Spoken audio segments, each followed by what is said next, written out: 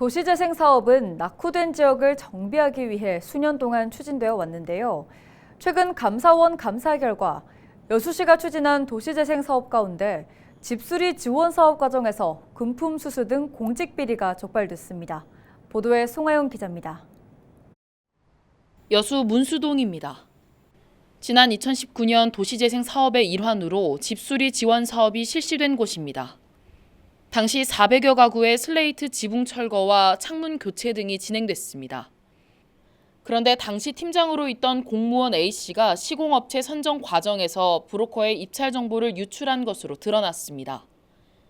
브로커는 업체를 설립한 뒤 해당 사업에 참여했고 A씨는 이 과정에서 2억 6천만 원의 금품을 받은 사실이 최근 감사원 감사 결과 확인됐습니다.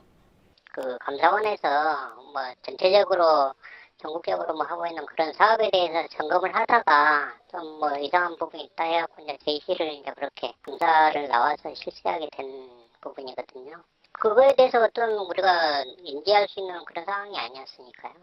여수시의 집수리 지원 사업을 둘러싼 잡음은 이뿐만이 아닙니다.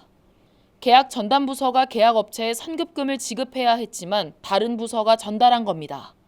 선급금 사용 내역도 허술하게 감독하면서 업체 관계자가 선급금을 편취하기까지 했습니다.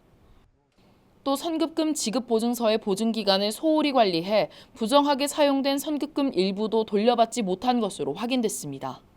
그때 당시 여기서 다 했기 때문에 입찰 정보를 줘서 업체를 이렇게 했다 이런 정보가 있어요. 시민사회단체는 여수시가 자정 노력은 물론 징계 수위를 강화해 잇따른 비위를 끊어야 한다고 지적했습니다. 공무원들이 하지 말아야 할 행위들을 자꾸 반복하는 것은 결국 시민들을 무서워하지 않기 때문이고, 그다음에 두 번째, 처벌이 너무 약하기 때문입니다. 징계 수위가 높아져야만이 그게 가능해질 것이다라고 보여지는 것이죠.